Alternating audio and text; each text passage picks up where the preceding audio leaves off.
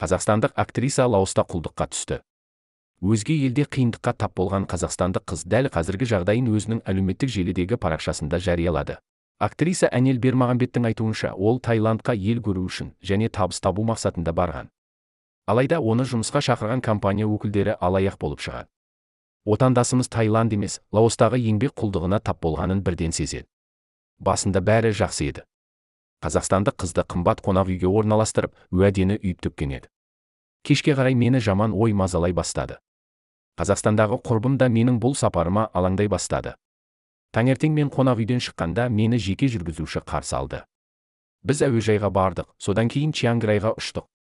Сосын мені 2,5 сағаттай жердегі бір ауылға апарды. Біз төлқұжатты тексеруге келгенде, тайлықтар бір-біріне бастарын изеп, маған Таиландтан кету туралы мөртаңба берді дейді Әнел. Содан кейін Әнелді қайыққа отырғызып, басқа жағаға алып кетеді, ол жерде оны ешкім күтіп алмайды. Содан соң жағымсыз Қытай келді, бірден алаяқ сияқты көрінді. Қытайлық ер адам мен үшін полицияға ақша төлеп, содан соң Қытай тағамымен тамақтандырды. Ол мені компанияның кеңсесіне алып барады. Біз аумаққа кірген бойда мен алданып қалғанымды түсіндім. Мені берден талдау тапсыруға жіберді. Менің денім сау ма, есірткі қабылдамағанмын ба тексермек болды. Менің бірінші ойым, бәрі бітті, енді менің ағзаларымды алады, ал бұл туралы ешкім де білмей қалады деп жазады Әнел. Содан кейін қызды бірнеше компьютері бар бөлмеге апарып, одан кейін 8 адам тұратын лас бөлмеге орналастырады. Біз бастыққа барамыз, онда компьютерде жұмыс істейтін адамдар бар үлкен бөлме болды. Содан кейін мен бастықтың алдына бардым. Саусақ көлемімен бірдей бір шыны шай құйып, интернеті бар сим картасын қояды. Күліп қояды, ал мен осының астарында адамдарға деген қатыгездікті көріп тұрмын. Сосын ол сізге жатақхананы көрсетемін деді. Бірақ шарттарда мен 2 кісілік бөлмеде тұрамын немесе қонақ үй жалдап беретін болған. 8 адамдық бөлмені көргенде мен шошып кеттім де жылап жібердім. Ол жер лас еді, темекінің қалдықтары, кір, душ жоқ дейді ол.